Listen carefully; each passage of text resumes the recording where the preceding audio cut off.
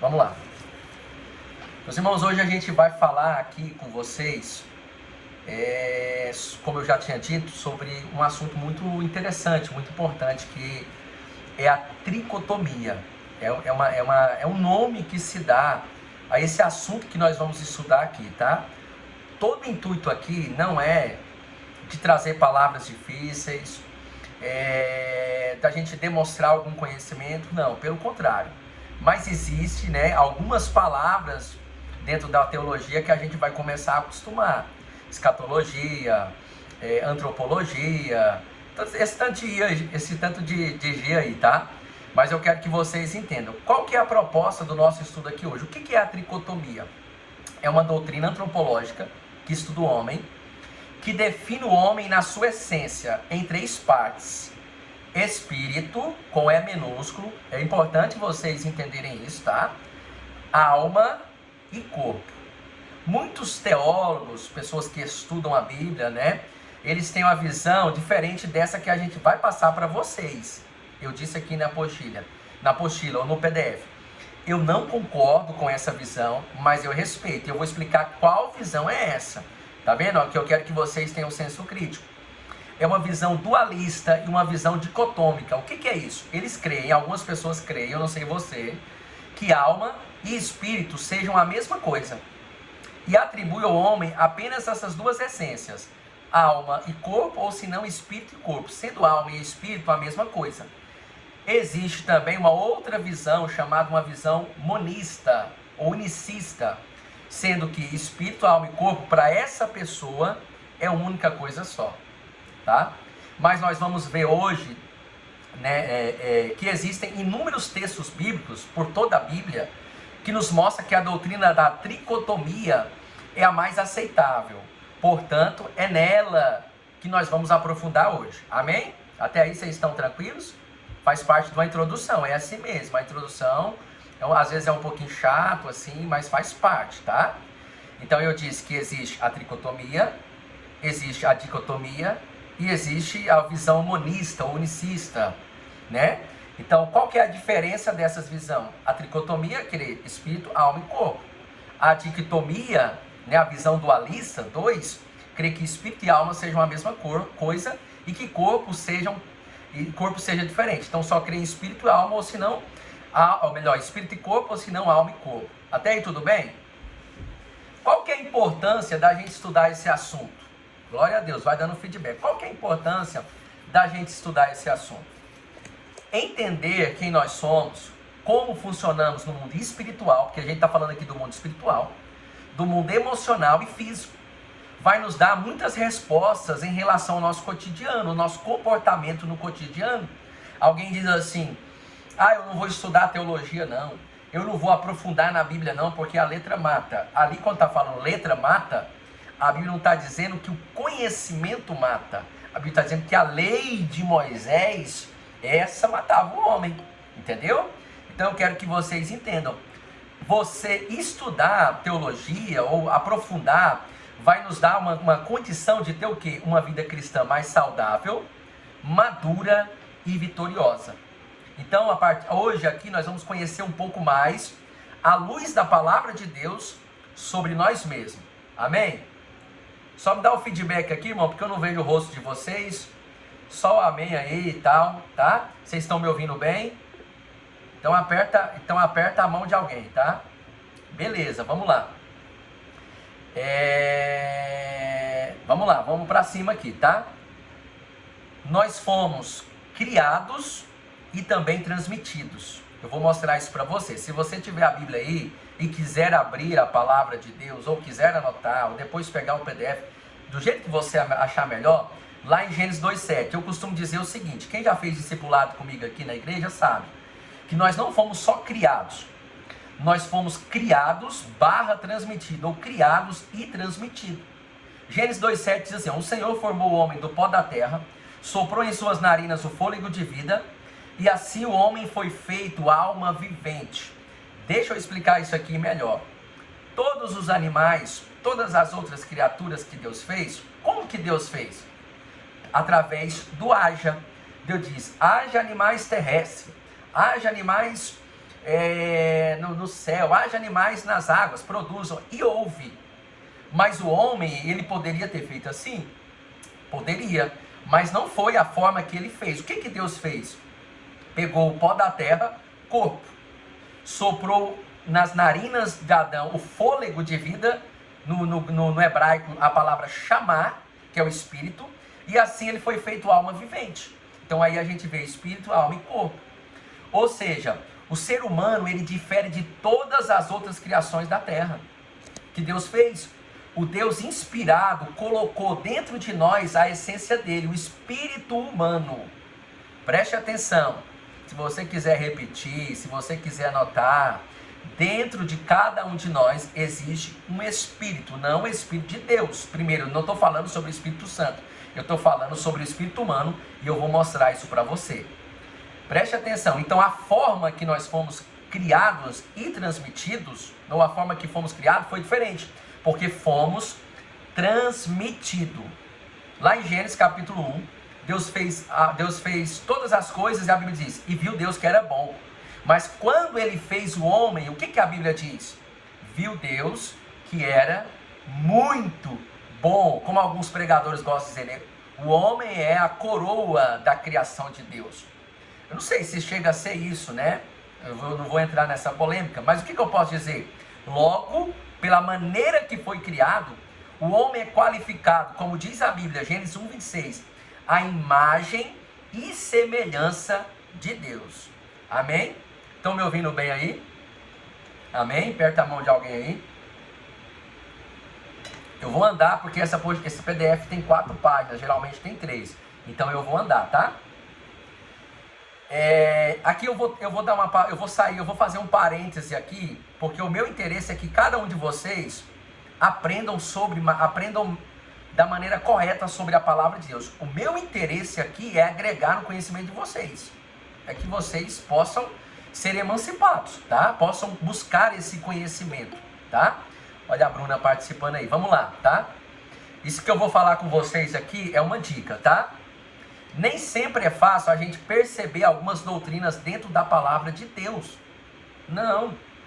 Primeiro, porque a Bíblia diz em 2 Coríntios 4:4, o Deus desse século, com D minúsculo, que é o diabo, cegou o entendimento de muitos. Tem muitas doutrinas que o diabo ele cega esse entendimento. E também, convenhamos, não há grande interesse da maioria das pessoas em aprender os detalhes da palavra de Deus. A gente quer aprender matemática, a gente quer aprender sobre isso, a gente quer aprender a ganhar dinheiro, a gente quer aprender de tudo, mas aprender sobre a palavra de Deus a gente não quer. E é ordem de Deus, crescer na graça, crescer no conhecimento.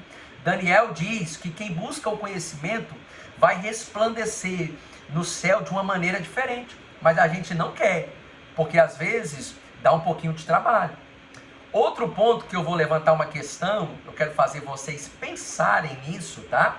É que existem muitas traduções bíblicas, inúmeras.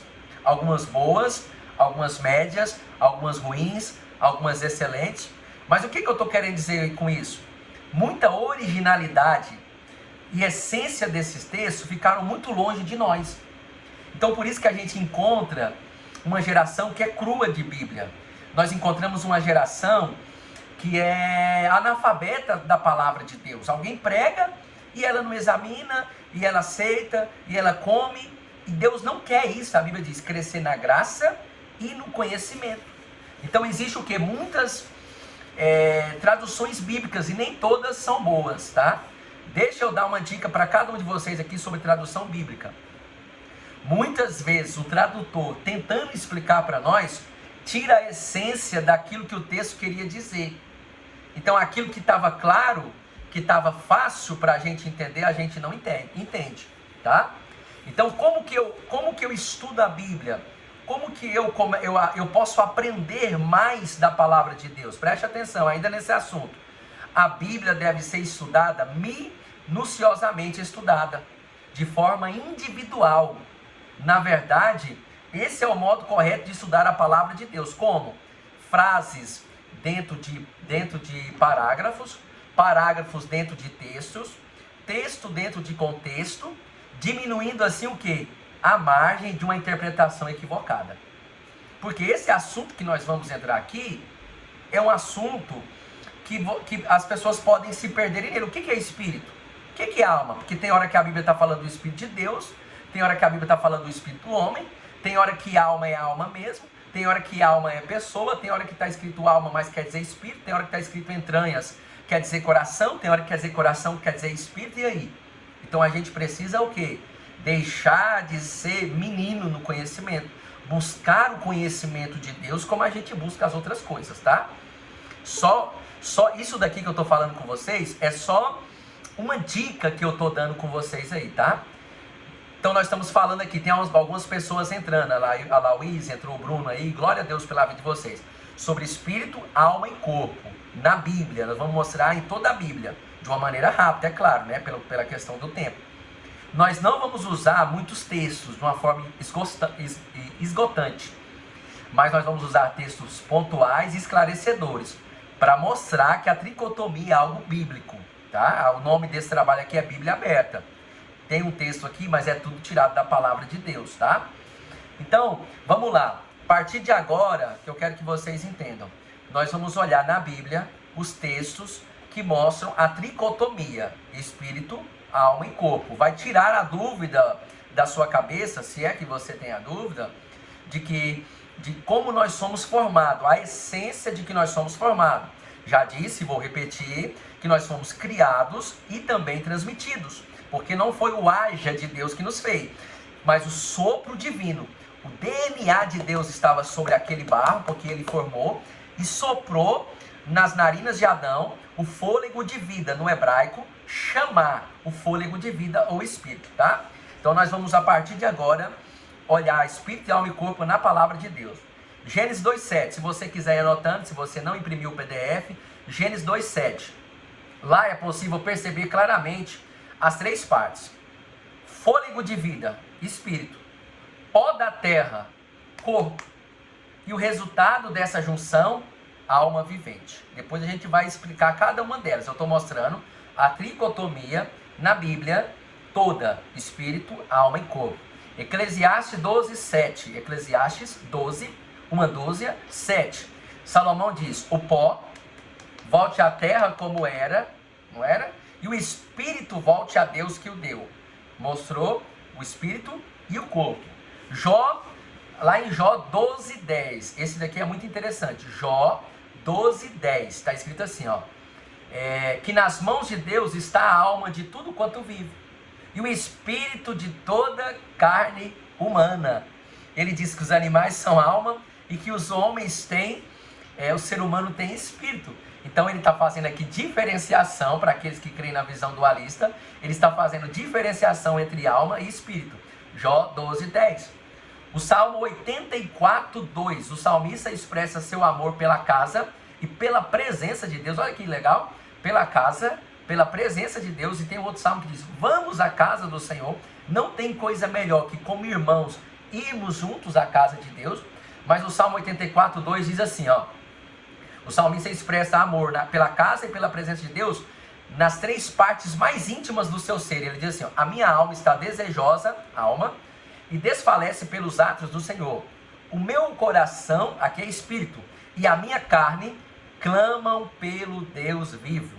Segue o mesmo princípio de tricotomia no Pentateuco, lá em Deuteronômio 6:5, anote. Deuteronômio 6:5, o mesmo princípio do salmista, de amar a Deus em todas essas três áreas. Assim, ó: amarás, pois, o Senhor teu Deus de todo o coração, espírito, de toda a tua alma e de todas as tuas forças, ou seja, com o seu corpo. Isso daí que Deus falou para Moisés no Pentateuco, os evangelistas dizem que Jesus falou a mesma coisa, ratificando isso. Está lá em Mateus, está lá em Marcos e também em Lucas. Jesus repete essa mesma expressão. Lá nos 2 primeiros versos do Magnificat de Maria, quando Maria está grávida de Jesus, ela vai visitar Isabel, sua prima, que também está grávida. Ela diz: a minha alma engrandece ao Senhor, né? E o meu espírito se alegra em Deus, o meu Salvador. Maria, mãe de Jesus, também faz diferenciação entre alma e entre espírito, trazendo mais força para aquilo que eu estou ensinando para vocês aqui, a tricotomia.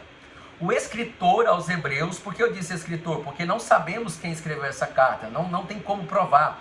O escritor aos Hebreus nos explica como a palavra de Deus age dentro de nós em relação a três partes. Na hora que nós aceitamos a fé, na hora que a palavra vem para fazer a conversão em nós, diz assim, está lá em 4:12, Hebreus 4:12, diz assim, ó, a palavra de Deus é viva e eficaz, mais cortante que qualquer espada de 2 gumes, penetra até o ponto de dividir alma e espírito, veja, ela divide, a palavra divide alma e espírito, juntas e medulas, isso é o corpo, e é apta para discernir os pensamentos e intenções do coração. E o último texto, para não ficar muito esgotante. Por fim, temos o texto áureo da tricotomia no Novo Testamento, dito por Paulo, que aliás foi quem dissecou, ele mostrou os pormenores da tricotomia, sabe, essa doutrina em suas epístolas. Ele declara aos cristãos de Tessalônica, lá em 1 Tessalônica, ou melhor, Tessalonicenses 5:23, ele diz: o mesmo Deus de paz vos santifique em todo o vosso espírito, alma e corpo, sejam plenamente conservados, irrepreensíveis para a vinda do Senhor Jesus. O apóstolo Paulo fala que o espírito com E minúsculo, vou voltar a repetir, espírito com E minúsculo na Bíblia é o nosso, espírito com E maiúsculo é o de Deus. Então o espírito, alma e corpo tem que estar não perfeito, mas conservado para o dia da vinda do Senhor. Que dia é esse? Arrebatamento. Amém até aí, meus irmãos? Vocês estão entendendo? Amém? Renata, Samila, Marcilei, glória a Deus. Estão me ouvindo bem? Show de bola, tá? Top, top, top, top. Vamos lá, vamos para cima aqui, senão o nosso tempo voa, tá? Tem só mais 2 páginas do PDF e eu vou lendo aqui porque a gente ganha tempo e a gente, vamos dizer, a gente é sisudo em palavras, né? Nós não temos como objetivo aqui nessa aula falar de tudo sobre espírito, alma e corpo. Esse assunto é muito complexo e profundo, tá? Não tem como, mas eu vou falar para vocês o que é o espírito, suas funções principais, o que é a alma e o que é o corpo. Aí eu vou abrir a mesa aqui e as perguntas que vocês tiverem pertinentes nesse assunto aqui, eu quero que vocês façam, tá? Ficou claro que espírito, nós temos um espírito, que ele não é o Espírito de Deus, mas que o Espírito de Deus, ele comunica com o nosso espírito, o Espírito de Deus habita aqui também, junto com o nosso espírito. Ficou claro isso? Para vocês entenderem? É a essência que veio de Deus, que não pode ser destruída, que eu imagino que talvez por isso o homem seja eterno, tá? Mas isso é só uma especulação minha, viu? Vamos lá. O que é o Espírito? Anote, se você não tem o PDF. O Espírito nos permite ter comunhão íntima com Deus. Ele é dotado de consciência, intuição e comunhão. Esse Espírito com E minúsculo, esse Espírito é o Espírito com E minúsculo, pois não se trata do Espírito de Deus. Vamos falar o que é a consciência do Espírito, porque não é o Espírito, não é o Espírito. Ele está aqui dentro de nós, ele tem consciência. Como? Esse Espírito, ele faz discernimento do que é bom e é mal, certo ou errado. Ele não faz isso baseado na opinião externa, mas é uma forma independente e direta de julgar certo ou errado nossas atitudes. E não é Maria vai com as outras, vamos dizer assim. Então presta atenção, frases como essa provavelmente são do nosso espírito. Não, quer dizer, o Espírito Santo também falando ao nosso espírito, mas muitas vezes pode ser o nosso espírito. Não faça isso. O que eu fiz foi errado. Certamente é a nossa consciência nos alertando de algo, tá? O espírito também é dotado de intuição, vai guardando as perguntas. É o órgão sensitivo do espírito humano. Da mesma forma como a consciência, ele não depende da influência exterior. Intuição, o que é intuição? Esse sentimento, ele não depende de pensamento, de emoção, de vontade ou de qualquer outra circunstância. É totalmente intuitivo. Pensamentos como esse são comuns em relação à intuição do espírito. Eu preciso fazer isso. Meu Deus, eu preciso ligar para fulano. Não sei porquê, se eu não ligar para fulano, enquanto eu não fizer isso, eu não vou sossegar. Ou senão, você sempre passa por um caminho. E aí o seu espírito diz, passa por aqui. Hoje eu não vou passar por aqui. Isso provavelmente pode ser a intuição do nosso espírito. E ele também é dotado de comunhão, é a adoração a Deus. Nossa adoração a Deus acontece diretamente no homem interior, o espírito, não na alma, não no homem exterior. Afinal, Deus é espírito e importa que os que adorem espírito em verdade. João 4:24. A adoração só acontece aqui, ó. E Deus, ele vê aqui. Samuel chegou na casa de Jessé e Deus falou, eu não vejo como o homem vê. O homem olha a aparência, o homem olha o exterior, a grandeza, a estatura. Eu olho o espírito. Eu olho aqui dentro. Então, a partir daqui, a partir dessa adoração que flui de dentro e jorra para fora, afeta a nossa alma e também afeta o nosso corpo. A expressão, a alma elogia, mas a alma não pode adorar a Deus. E a carne também, ela expressa, mas a carne não é o começo, o start dessa adoração. Ela começa no espírito. Amém? Vou falar da alma, vou falar do corpo e já já a gente está abrindo a nossa mesa. O que é a alma? Talvez a alma seja o mais complexo, aquilo que é mais estudado pelos psicólogos. O que eu vou falar aqui é só 0,00, talvez 0,1 da alma, mas cabe a gente aprofundar nisso, a conhecer nós mesmos. O que é a alma? Espera.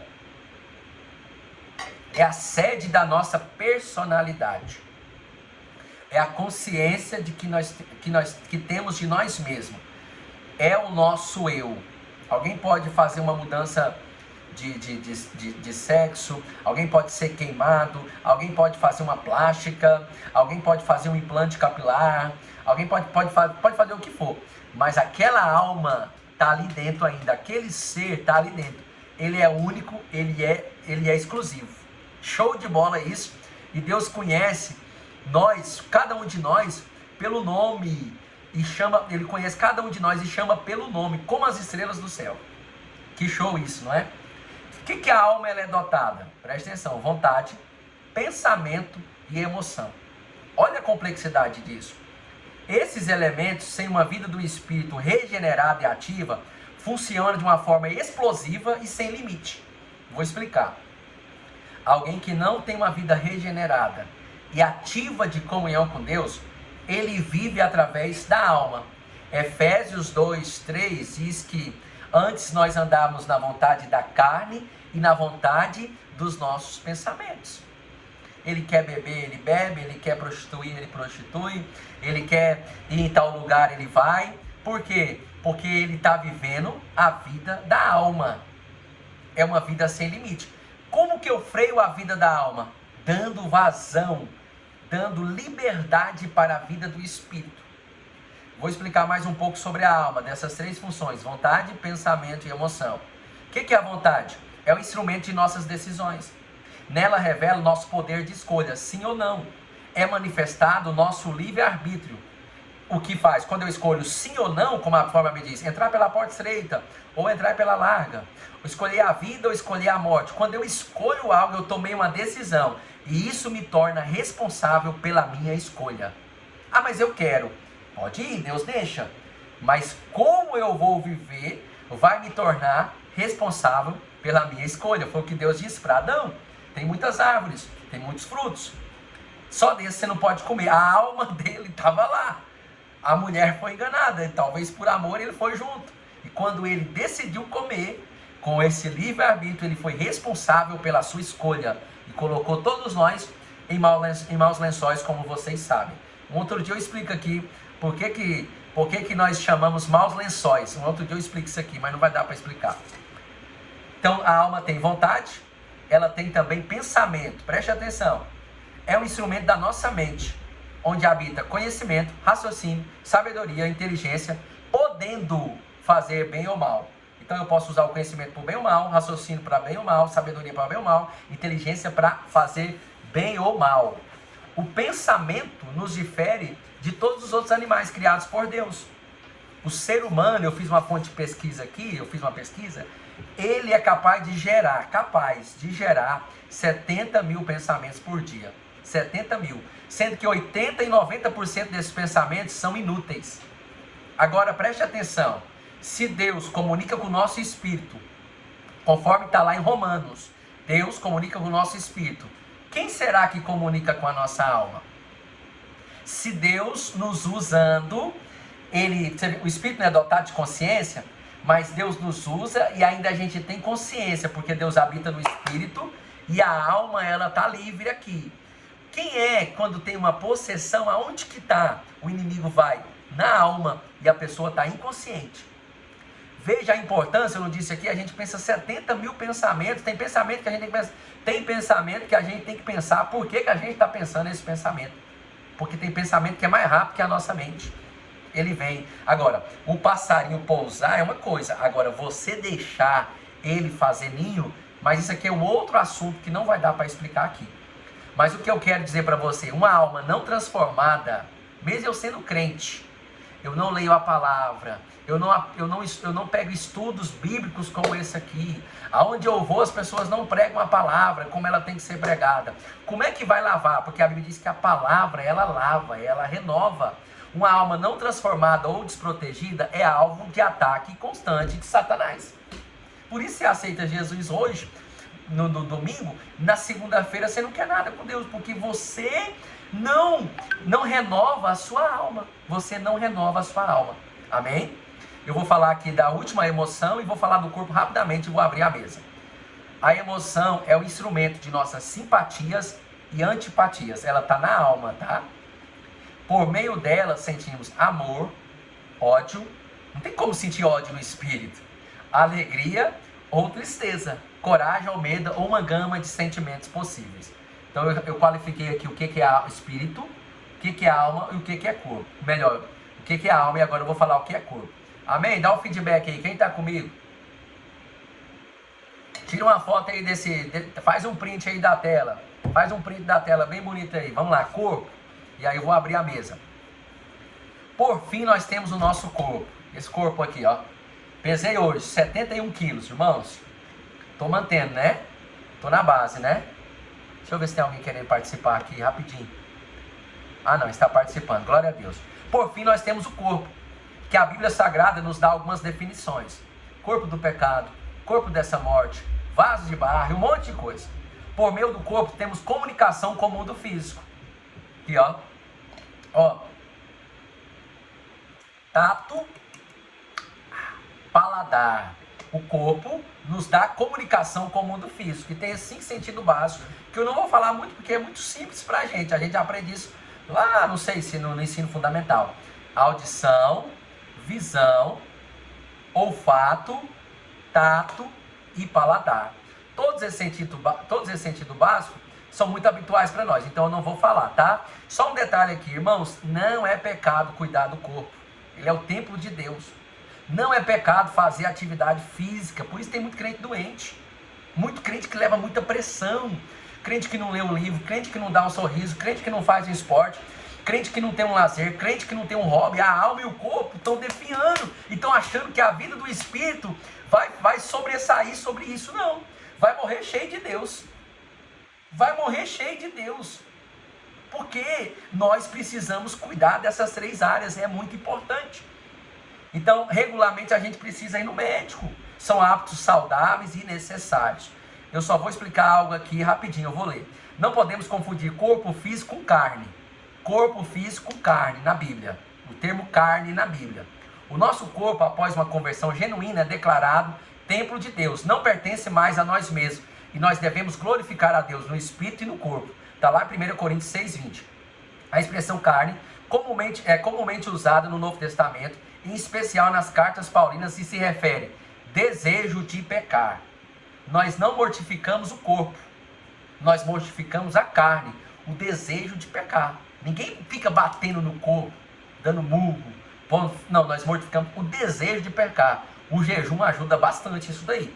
Nosso corpo, presta atenção, estou terminando a reflexão. Nosso corpo é apenas um mordomo daquele Senhor que está no controle. Seja o espírito, seja a alma. Ou seja, se o espírito manda, o nosso corpo busca a Deus. Se a alma manda, o nosso corpo não quer orar, não quer ler, não quer nada, porque é a alma que está mandando. Aí eu vou fazer aqui rapidinho. Justificação, regeneração, santificação, estão tudo interligados. E todos passam nessas 3 áreas do nosso ser. Não vai dar para explicar hoje. Espírito, alma e corpo.